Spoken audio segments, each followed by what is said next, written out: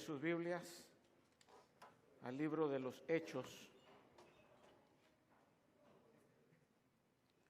Hechos capítulo 2, versos 41 al 47, y luego me voy a saltar al capítulo 4, versos 32 al 37. Amén. ¿Estamos por ahí ya? ¿Ya? Hechos 2:41.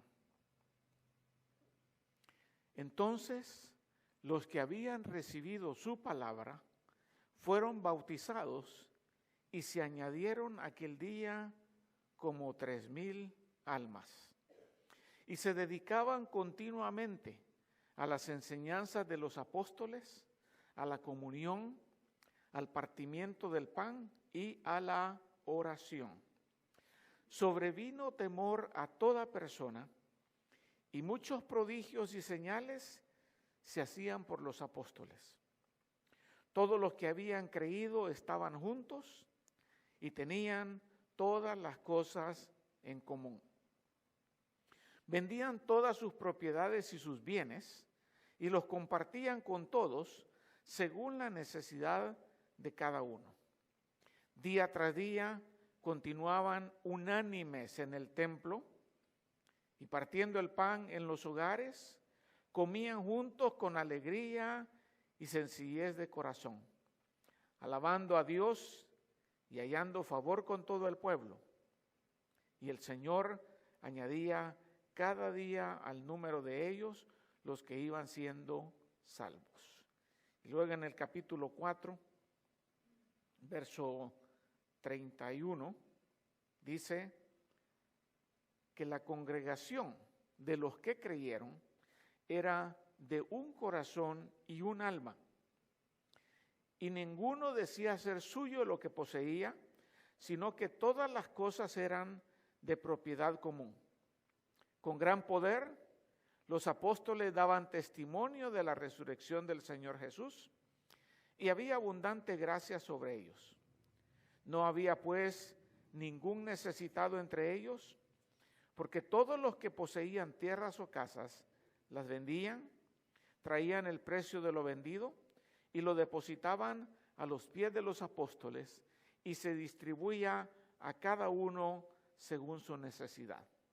Y José, un levita natural de Chipre, a quien también los apóstoles llamaban Bernabé, que traducido significa hijo de consolación, poseía un campo y lo vendió, trajo el dinero y lo depositó a los pies de los apóstoles. Vamos a orar. Padre, alabado sea tu nombre, Señor. Gracias, Padre, porque nos has permitido ser parte de esa institución, de ese organismo llamado iglesia, Señor. Gracias porque Jesucristo pagó el precio para que nosotros pudiéramos ser partícipes de las bendiciones que tú envías sobre la iglesia, Señor.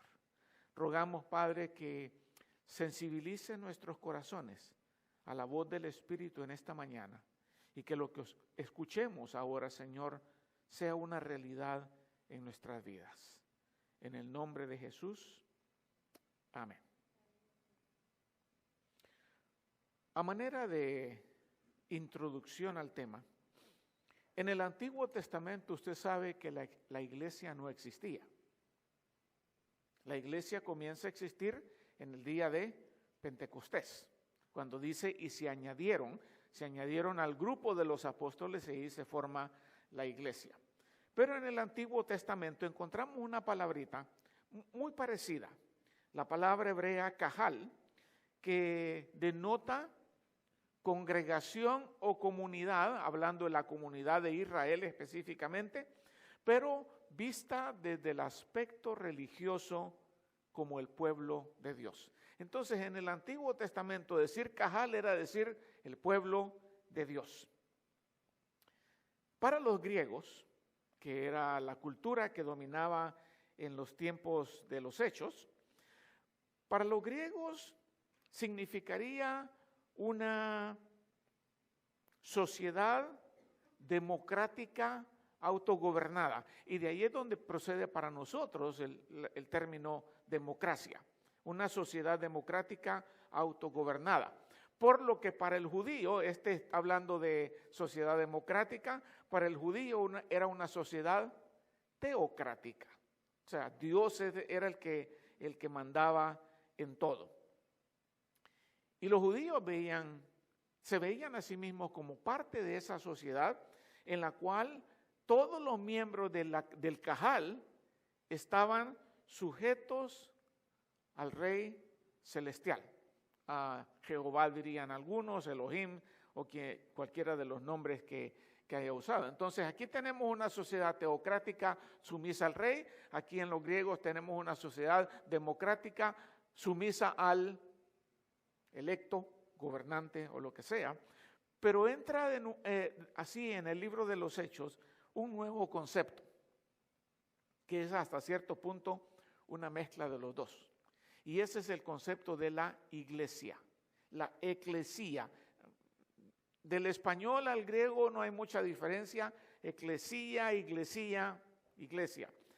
Pero en el Nuevo Testamento la palabra iglesia combina un poquito de los dos, porque la iglesia viene a ser una democracia teocrática. ¿Okay? Democracia en el sentido que está compuesta de aquellos que son libres, pero que entienden o están conscientes de que su libertad procede de su obediencia al Rey de los cielos, el Señor Jesucristo. Dios no nos obliga a nosotros, ¿o sí? No, de nuestra propia voluntad nos sometimos al Rey de Reyes y Señor de Señores, y ahí nace la iglesia. Pero hablar de iglesia trae ideas que a veces no tienen nada que ver con lo que realmente es iglesia. Por ejemplo, iglesia, vamos a la iglesia, decimos, ¿verdad? Estamos en la iglesia. ¿Y quién está cuidando la iglesia? ¿Y quién está barriendo la iglesia? Identificando iglesia como el lugar de reunión, cuando realmente no es el lugar, sino que es la reunión en sí, porque esa reunión podría llevarse a cabo en un parque y sigue siendo iglesia. Podría llevarse a cabo debajo de un puente y sigue siendo iglesia. O sea que a veces tenemos el concepto equivocado de lo que es iglesia. Pensemos un poquito. ¿Qué es iglesia? Tratemos de responder a esta pregunta. ¿Qué es iglesia? Para empezar, si vemos en el verso 42, observa cómo termina ese verso 42.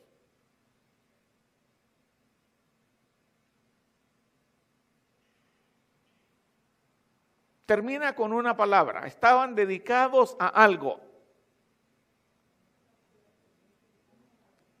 A la oración. ¿Ok? Hablar de oración es hablar de fe. Porque nadie ora sin tener fe. ¿Verdad? Todos oramos creyendo que nuestra oración será escuchada y respondida. Por lo tanto, podemos decir que iglesia es fe. Eso implica algo, hermanos. Eso implica que no porque tú vengas a este lugar de reunión, ya eres iglesia. ¿De acuerdo? Porque si no hay fe, no hay iglesia. Observa cómo comienza ese verso, el verso 41, perdón.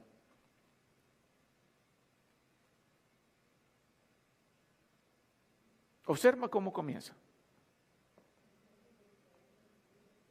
El 41 del 2.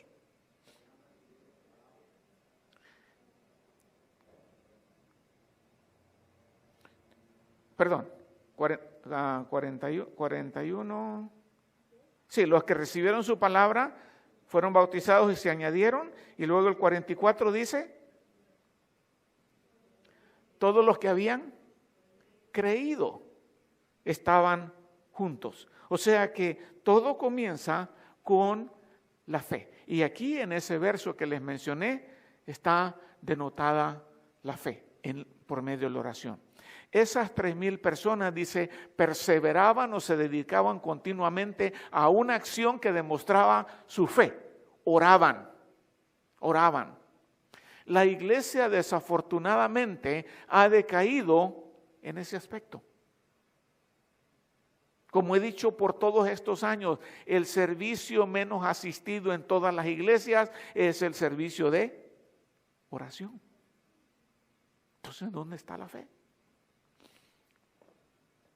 ¿Por qué? ¿Por qué fe? ¿Por qué una comunidad de fe? Porque fe es el principio fundamental sobre el cual la iglesia es edificada. Y cuando digo principio fundamental, pienso en una construcción. ¿Recuerdas la parábola que el Señor dio de 2 hombres que construyeron en diferente lugar? Uno construyó en arena y vinieron los vientos y las tempestades y botaron la casa. ¿Por qué la botaron? Porque no tenía fundación. El otro edificó sobre la roca fue su fundación y vinieron los vientos y no pudieron derribarla.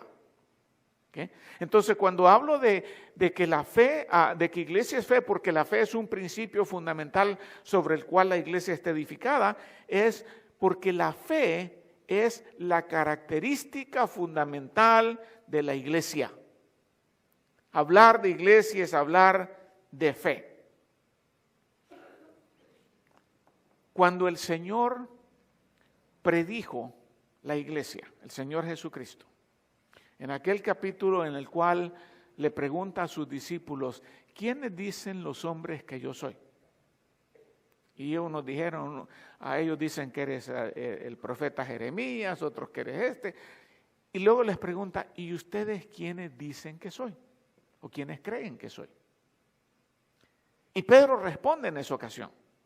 Y dice, tú eres el Cristo, el Hijo del Dios viviente. Esa es una declaración de fe. Creemos que tú eres el Cristo. Inmediatamente a esas palabras el Señor le dice, y sobre esta roca edificaré mi iglesia. Sobre esa declaración de fe que tú acabas de hacer, edificaré mi iglesia. Entonces no puede haber iglesia sin fe. Qué interesante, porque Pedro fue el que dio esa declaración y no fue, y recuerda que Pedro fracasó. Pedro negó al Señor 3 veces. Pero el Pedro que encontramos en el libro de los Hechos es un hombre totalmente diferente. El Pedro de los Hechos es un hombre lleno de fe. Y el Señor habría de esperar a encontrar un hombre lleno de fe para poder comenzar a edificar o a construir su iglesia. Pedro vendría a ser para nosotros el prototipo de aquellos que tienen una fe similar a la nuestra. Sin ese prototipo de fe, las paredes de la iglesia, y cuando digo paredes lo digo metafóricamente, las paredes de la iglesia no hubieran sido edificadas. Porque ¿quién es el que predicó ese sermón? Pedro. El Pedro ya renovado después de su caída, lleno de fe, ahora ya no tiene miedo a que lo maten, predica ese sermón y 3,000 personas, igual que él, creyeron. Y ahí comienza la iglesia. Por lo tanto, hablar de iglesia es hablar de una sociedad, como decía el concepto griego, no de pensadores, que era la característica fundamental de los griegos, no los filósofos. No es hablar de una sociedad de obreros tampoco, ni aún de adoradores, sino una sociedad de creyentes. de personas de fe. Y cuando digo creyentes, estoy hablando de aquellos que han creído. Y ese término precisamente es usado constantemente a través de todo el Nuevo Testamento como un sinónimo de los miembros de esa nueva sociedad cristiana que se formó en el capítulo 2 de los Hechos. ¿Cómo estas personas declaraban su fe? ¿Cómo lo declararon en ese día? Bautizándose. No es que dijeron, yo soy cristiano. Porque decir yo soy cristiano, cualquiera lo puede decir. Pero ellos lo demostraron con un hecho que ponía aún en peligro sus propias vidas. Ese mismo día se bautizaron, dieron una declaración pública de que ahora habían creído en ese del cual Pedro les acababa de predicar. Y el bautismo a través de las edades se llegó a identificar como la manera o el sacramento, le llaman algunos, preeminente de fe y confesión. Y eso es lo que creemos, que cuando alguien se mete ahí al bautisterio y es sumergido, está diciendo yo he muerto a la vida anterior, he nacido a una nueva vida en Cristo. Jesús es mi Señor. Entonces el bautismo, eso es lo que realmente significa. Hablar de iglesia es hablar de fe, porque la fe es la base para agradar a Dios. Y dice el libro de Hebreos, porque sin fe es imposible agradar a Dios. Y el que se acerca a Dios tiene que creer que Él es, o sea, que Él es Dios y que Él recompensa a los que le buscan. Esa es una declaración de fe. Entonces, si queremos agradar a Dios, tenemos que comenzar por ahí. Y esta fe, de la cual el bautismo venía a ser como quien dice el sello, era mucho más que un reconocimiento intelectual. Porque muchos dicen, no, sí yo tengo fe. Sí yo reconozco que tengo fe, dicen. Pero aquí estamos hablando de agarrarse personalmente del Señor como tu Salvador, como tu Señor, como Dios encarnado, que es lo que realmente hacían los discípulos. Cuando ponemos esa fe viene a ser como el vínculo de unión entre Cristo y el creyente. Sin esa fe estamos así, separados de Dios. Pero la fe es la que nos une con el Señor. Por eso dice, sin fe es imposible agradar a Dios. ¿Okay?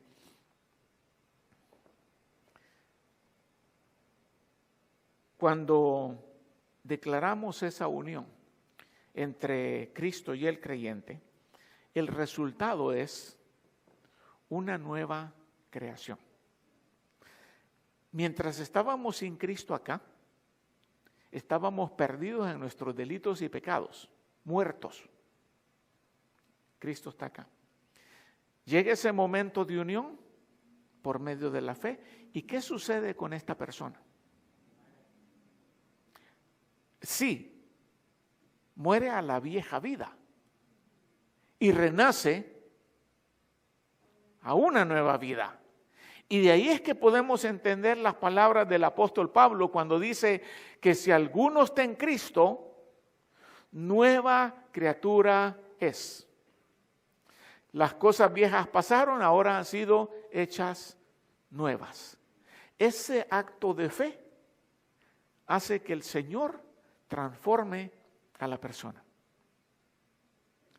No me digas que tienes fe si no me muestras con tu vida que has pasado por esa transformación.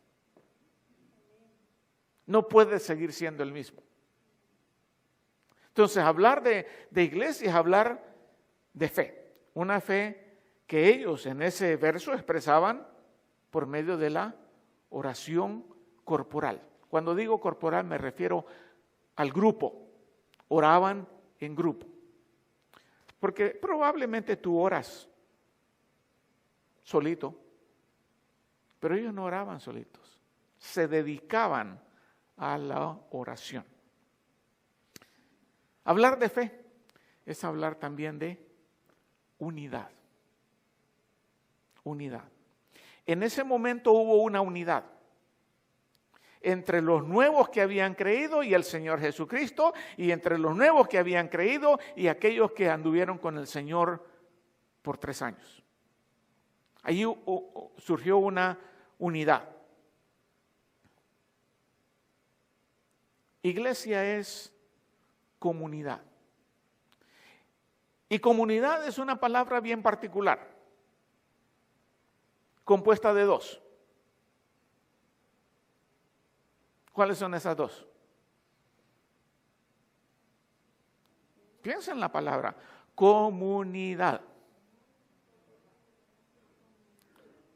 Común, unidad. Común, unidad. Unidad en común. Entonces, cuando hablamos de iglesia, estamos hablando de comunidad.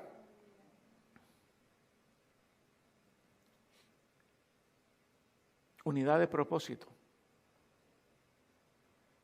Expresado en la adoración y en la predicación de la resurrección de Jesucristo, porque ese es el propósito de la iglesia. ¿O no? ¿O para qué existe la iglesia? Precisamente para esas 2 cosas, para adorar al Señor y predicar su resurrección. Unidad de propósito, unidad de sentimientos hasta cierto punto, porque dice que sentían lo mismo. Unidad de doctrina, se dedicaban a la enseñanza de los apóstoles, perseveraban en la enseñanza de los apóstoles. Entonces, cuando hablamos de unidad, debemos de comenzar hablando de unidad con otros creyentes. Unidad con otros creyentes. Ahora, en ese momento, ese es el primer grupo. Esa es la única iglesia en ese momento. Pero a medida que los discípulos van saliendo a los diferentes lugares y se dedican a predicar la resurrección de Jesucristo, y viene la persecución por medio de Saulo y todo el mundo sale corriendo, y dice la Escritura que donde quiera que iban, ellos iban predicando el Evangelio de Cristo, tal como nosotros, ¿verdad? Donde quiera que vayamos, vamos predicando el Evangelio. Entonces, cuando tú predicas el Evangelio, el resultado natural de eso, ¿cuál va a ser? Que van a haber nuevos creyentes y que nuevas iglesias se van a ir formando. ¿O no? Si son de aquí las personas, seguramente vengan a la iglesia, pero ponte que te vas a Guatemala. Por razones de trabajo, por razones de familia, te mudas a Guatemala. Y allá comienzas a predicar. O te mudas a Ventura. ¿Okay?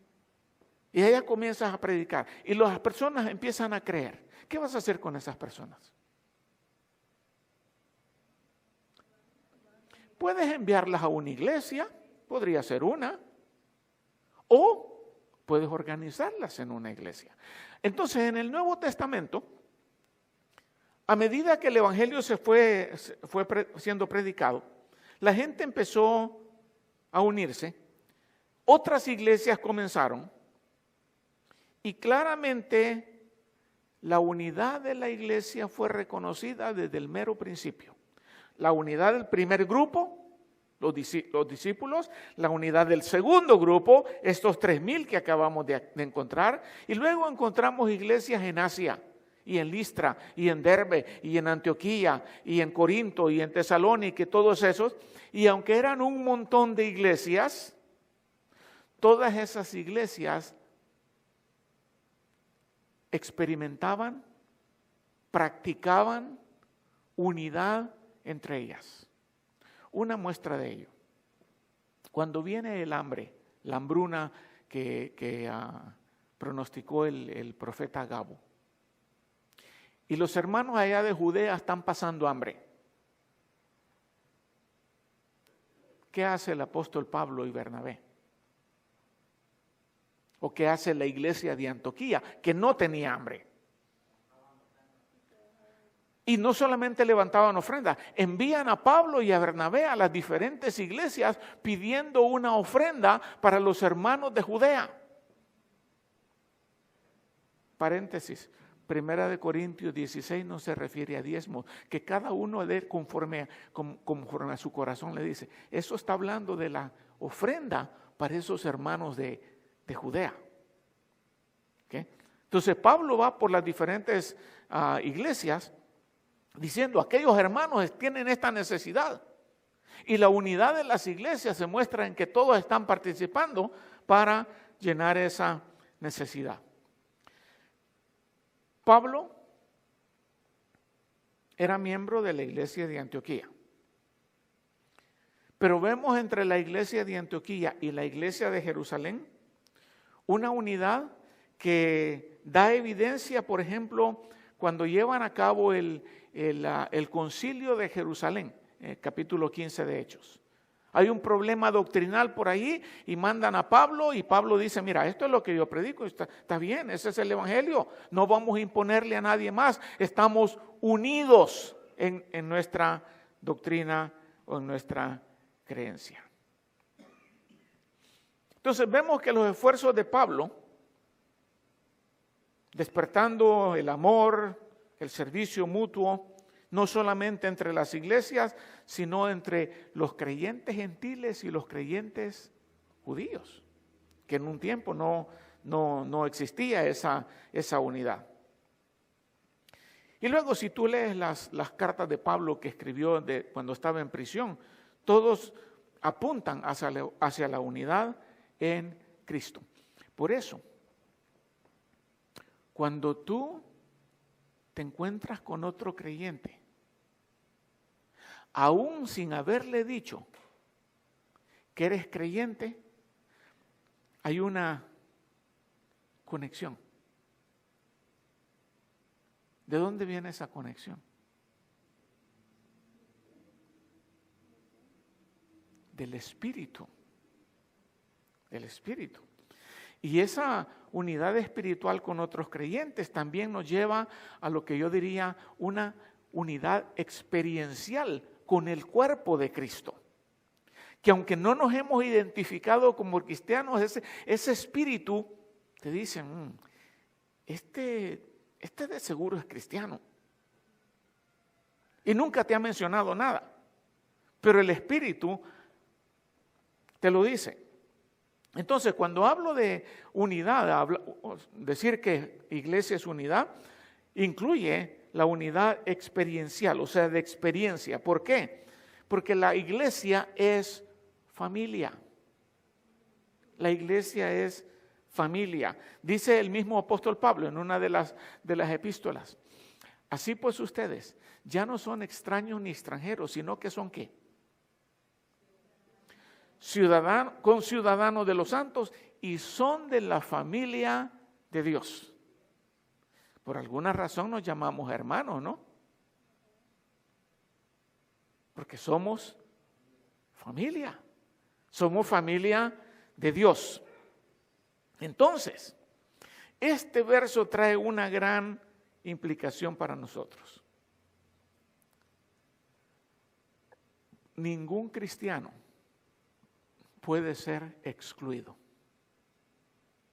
Porque todos somos, los creyentes, somos conciudadanos de los santos y somos familia de Dios. Y esto me lleva a lo que dije anteriormente. La iglesia es gente. La iglesia no es lugar. La iglesia es un organismo, no una organización. Es un organismo vivo. Y esa unidad de la cual estamos hablando se concibe como una unidad visible, como decían, mira qué unidos están estos hermanos. Decía el pueblo eso. El pueblo incrédulo.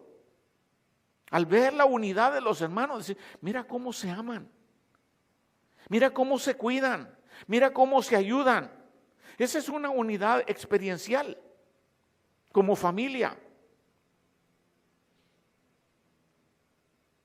A eso se refería el Señor Jesús cuando en la famosa oración intercesora oró varias veces pidiendo al Padre Celestial por la unidad de los creyentes, de que sean uno, así como tú y yo somos uno. Y lo menciona varias veces, que el pueblo que ha creído en mí esté unido. Y no solamente el Señor, obviamente su iglesia, pero también el apóstol Pablo se esforzó para que esa iglesia, para que esa unidad se demostrara en forma visible. ¿Cómo podemos nosotros demostrar esa unidad visible? Haciendo por nuestros hermanos lo que Jesucristo haría por nosotros. ¿Estás en necesidad? ¿Qué haría Jesús?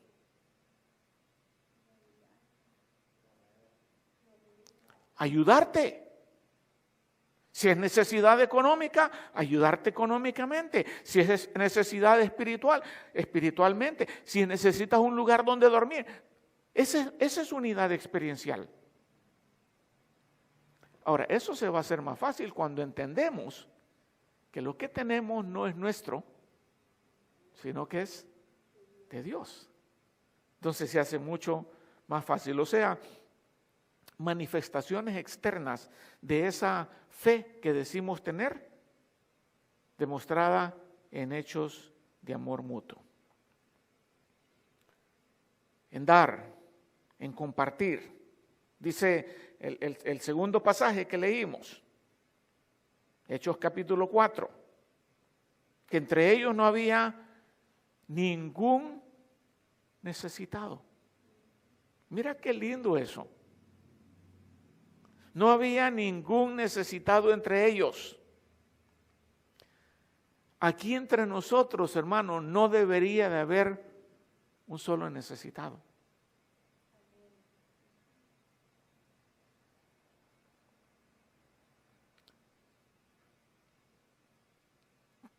Tenemos que distinguir entre quereres y necesidades. ¿Ok? ¿Cuáles son las necesidades de una persona?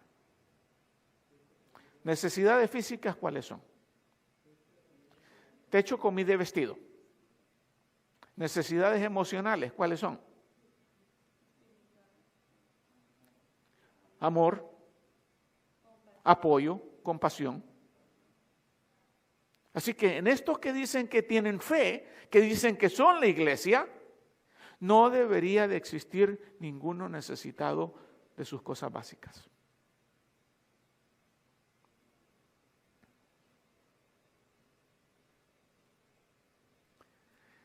No había ninguna necesidad entre ellos. ¿Por qué?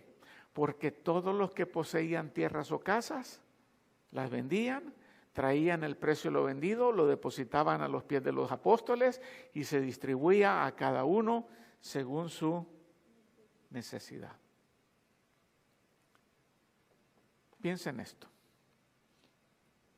Si tu hermano carnal no tiene que comer, ¿le das de comer? ¿Sí o no? ¿Cuánto más tu hermano espiritual? Si a tu hermano carnal no le vas a negar la ayuda, ¿cuánto menos se la debes de negar a tu hermano en la fe? Porque esta es realmente la familia. Esta es realmente la familia de fe. ¿O no? Este verso es poderoso, porque este verso nos dice que iglesia no se trata de recibir. Iglesia se trata de dar. Aunque menciona los recipientes, los necesitados. Aquí el énfasis no está en los necesitados. Aquí el énfasis está en los que tenían y estaban dispuestos a dar para que otros tuvieran. Eso es iglesia.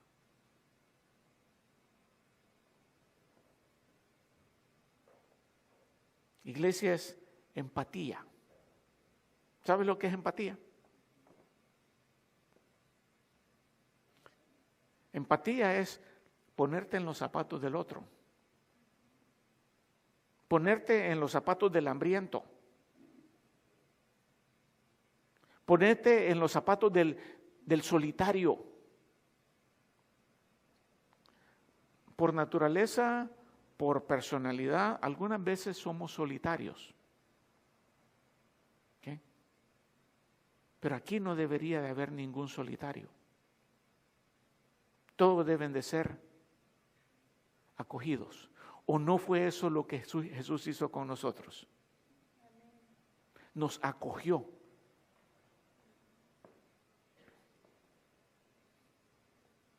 Aquí en el verso 36 del capítulo 4, ahí encontramos a un hombre también que muestra empatía. Mira el capítulo 4. Se llamaba José. Le decían Bernabé. ¿Okay? O Barnabé, o Barnabás. ¿Okay? Hijo de consolación. José, un levita natural de Chipre, a quien también los apóstoles llamaban Bernabé, que traducido significa hijo de consolación, alguien que siempre está dispuesto a llenar la necesidad o a consolar a otros, poseía un campo y lo vendió y trajo el dinero y lo depositó a los pies de los apóstoles. Bernabé estaba mostrando empatía. Nadie lo obligó, pero él fue un ejemplo en eso. Vio la necesidad y dijo, pues yo tengo esto. Si lo vendo, no me voy a morir de hambre. No voy a dejar de comer. Lo vendo y le doy el dinero a los apóstoles, a ellos que decidan cómo lo reparten. La iglesia debe tener empatía. Entonces, hablar de iglesia es hablar de fe. Iglesia es fe. Iglesia es unidad. Y la tercera que encontramos ahí es que iglesia es comunión. Iglesia es comunión. Y aquí de nuevo la palabra comunidad, comunión, común, unión. En el pasaje que estamos leyendo hay un término que ha sido traducido como comunión. Pero comunión como que todavía no transmite el significado. La palabra es la famosa koinonía. ¿Okay? Un koinonos es un participante de algo. Koinos es lo que es común. Por ejemplo, el Nuevo Testamento fue escrito en koiné. Koiné le decían al griego común, al de la gente. ¿Okay? Viene de koiné. Pero aquí en comunión encontramos esa famosa palabra koinonía. ¿Okay? Tener en común. Hermandad, podríamos decir. Koinonía, y aquí tengo una buena definición. Koinonía está definida como una asociación que involucra cercanas relaciones mutuas y envolvimiento. Fíjate bien, cercanas relaciones mutuas. ¿Qué nos comunica eso a nosotros? Que ya debería de quitarte de la mente la hermana que se sienta allá al frente, porque no la conoces. el hermano que se sienta en tal lugar. ¿Qué me dice eso a mí? Que no tienes una relación cercana con esa persona. Porque las personas con las cuales tú tienes relación cercana, las conoces por nombre. ¿O no? Imagínate la hermanita que está allá sentada y ni sé ni cómo se llama. Y soy el pastor. Aquí el único que se me podría escapar es este joven que está acá. El único que se me podría escapar porque lo veo ya de vez en cuando. Pero los que veo seguido, yo debo saber cómo se llaman o no. Porque eso es coinonía. Una relación cercana y estrecha en la cual yo estoy involucrado en su vida y él está involucrado en mi vida. Incluye la idea de compartir con alguien algo que uno tiene. ¿Qué es lo que está haciendo Bernabé ahí? Yo tengo un terreno, lo voy a compartir. Y el recipiente está siendo parte de esa compartición también. ¿Okay? Está practicando coinonía, tanto el que da como el que recibe. Entonces, iglesia es hablar de comunión o coinonía, la cual se expresa normalmente en hermandad.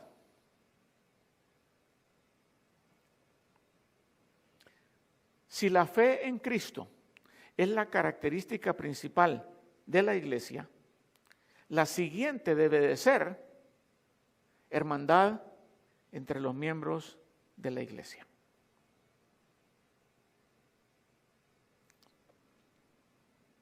Si cada creyente está unido con Cristo, todos los creyentes deberían de estar en una relación viva el uno con el otro. A mí me da gusto pasar tiempo con los hermanos. Y eso es que yo soy solitario. A mí me da gusto tener gente en mi casa. ¿A ti no? A mí me gusta ser anfitrión. Deberíamos de abrir no solamente nuestros corazones, sino también nuestras casas a la gente, a los hermanos de la iglesia. Pablo, en sus escritos, él usa normalmente una figura en la cual dice que los creyentes somos miembros los unos de los otros y especialmente del cuerpo de Cristo. Porque dice, así nosotros que somos muchos, somos un cuerpo en Cristo e individualmente miembros los unos de los otros. O sea que yo soy miembro tuyo, tú eres miembro mío, porque somos del mismo cuerpo. ¿Okay? Y si a mí me duele esta mano debería de sentir compasión por esta mano. ¿Okay? Todos los miembros somos necesarios en el cuerpo. Y ahí es donde tenemos la oportunidad de mostrar esa hermandad. Y dice Pablo, ahora eres el cuerpo de Cristo e individualmente miembros los unos de los otros. Desde el mero principio, desde ese verso que comenzamos leyendo, la iglesia fue reconocida como una hermandad. El nombre hermanos lo indica. Y los hermanos, dice el libro de los Hechos, nos recuerda que somos hijos del mismo Padre, miembros del mismo cuerpo.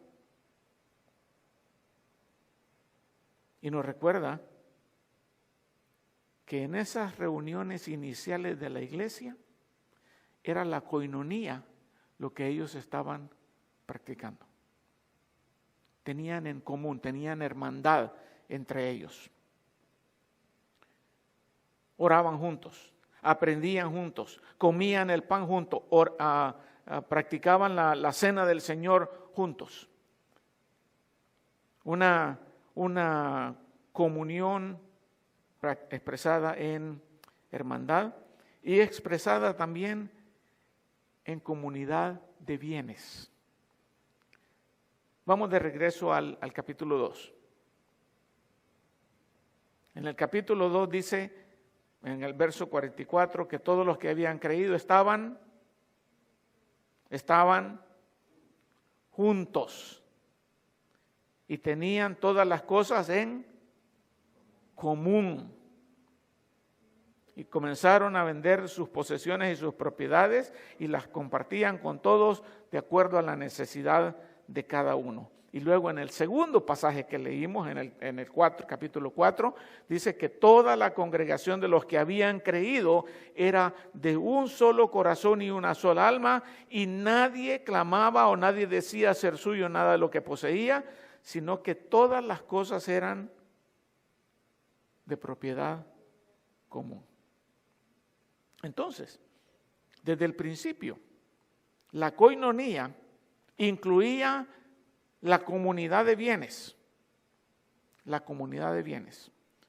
Pero después pasó a ser, o añadió, diríamos, la hermandad de ministración, en el sentido de que se ministraban los unos a los otros. ¿Okay? Y este verso es una manera de ministrar, ¿o no? Es una manera de ministrar. Ministrar no solamente consiste en darle la palabra. Ministrar consiste en darle de comer a un hambriento, en vestir a un desnudo. ¿Okay? Pero cuando hablo de ministración, dice en Corintios capítulo 8, ahora, hermanos, les damos a conocer la gracia de Dios que ha sido dada en las iglesias de Macedonia. Pablo anda pidiendo las ofrendas para los santos de Jerusalén, que están pasando hambre. ¿Okay? En medio de una gran prueba de aflicción, abundó su gozo y su profunda pobreza sobreabundó en la riqueza de su liberalidad. La iglesia era pobre.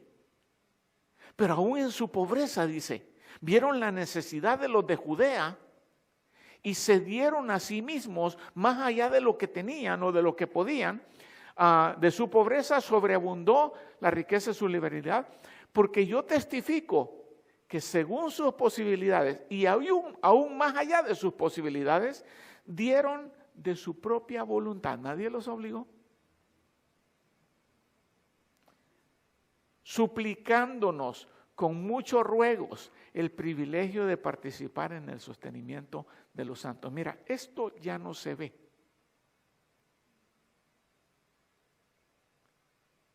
Le ruego, pastor, que me permita dar. Eso ya no se ve. Ahora el pastor tiene que rogarles que den.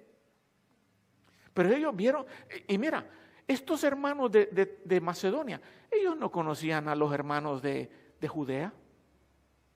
Estamos hablando de quizás unas 1000 millas de separado. No los conocían. ¿Qué los hizo identificarse con su necesidad? El Espíritu. El Espíritu. Pablo les dijo, aquellos hermanos están pasando por esto. Ando levantando ofrendas. Y ellos dieron abundantemente, dice. O sea, ministraron a los de allá de Jerusalén por medio de lo que Dios les había dado a ellos y mucho más. ¿Okay? Lo que los inspiró fue la fe común que tenían. Como dice el libro de Hebreos, que nunca dejemos de hacer el bien y de la ayuda mutua, porque de tales sacrificios se agrada Dios. Te voy a hacer una pregunta. ¿Qué crees que le agrada más a Dios? ¿Que tú te aprendas un salmo de memoria? ¿O que te metas la mano a la bolsa y le ayudes al necesitado? La segunda, ¿no? Porque dice, de tales sacrificios se agrada a Dios. El ayudarnos los unos a los otros, sin esperar nada a cambio. Porque somos familia, somos iglesia, somos unidad. Entonces, expresada esa comunión en hermandad, expresada en comunión de bienes y expresada últimamente en la participación en la cena del Señor. En el verso 42 dice, y continuaban dedicados a el partimiento de pan, la enseñanza de los apóstoles, la comunión y la oración. El partimiento del pan se está refiriendo a lo que encontramos en el capítulo 22 de Lucas, 1 Corintios 11. Ese momento especial en que la iglesia se reúne y toma un pedazo de pan y una copa de vino y comparten el pan en memoria del sacrificio de Jesucristo. Entonces, la participación en la cena del Señor es una de las expresiones más especiales y sagradas de los creyentes, porque ahí implica esa comunión, un sacramento de amor y hermandad, una común participación en la muerte de Cristo y en los frutos de su sacrificio, con una comunión de corazón y de espíritu entre los que participan en la cena del Señor. A veces a ese momento no le damos el significado que merece. Va más allá que este pan representa el cuerpo y esta copa representa la sangre de Cristo. Incluye esa unión que el derramamiento de la sangre de Cristo trajo a los que creyeron en Él. Hablar de iglesia es hablar de fe. Hablar de iglesia es hablar de comunión. Hablar de iglesia es hablar de unidad. Todo eso es lo que Jesús hizo por nosotros, hermanos. Y si decimos que somos cristianos, imitadores de Jesús, deberíamos de estar haciendo eso. Mira, yo pienso que deberíamos de ser como los de Macedonia. Voluntariamente dieron para llenar la necesidad de los hermanos. En la iglesia no deben de haber tacaños. Debemos de ser generosos, dijimos la semana pasada, creo. Entre más das, más recibes. Porque Dios nos da ¿para qué? Para que demos. Entonces, esa es la iglesia que yo espero que continúe después de que yo me vaya de acá. Una iglesia unida. Una iglesia de hermandad, de fe, de comunión. ¿Podemos? Todo lo puedo en Cristo que me fortalece. Alabado Señor, gracias por el ejemplo de nuestro Señor Jesucristo, que si no fuera por Él, que dio su vida literalmente, que pasó tiempo con los discípulos, que compartió el pan con ellos, que estuvo dispuesto a dejar de comer si era necesario para que otro comiera, dispuesto a ir a ministrar al necesitado. Que su ejemplo, Señor, sea el patrón de conducta de cada uno de los miembros de esta iglesia, Señor. que si nos llamamos cristianos, estemos dispuestos a imitar a Jesucristo y las cosas que Él hacía, Señor. Desarrolla en esta iglesia una fuerte unidad espiritual, emocional y económica, Señor. Que no haya nadie en este lugar que pase necesidad. Abre nuestros ojos para ver la necesidad de otros, Señor. Abre nuestros bolsillos para estar dispuestos a llenar esa necesidad. O abre nuestro corazón, si es que la necesidad es emocional o espiritual, Señor. Esta es tu iglesia, Señor. Y en tus manos la ponemos en el nombre de Jesús. Amén.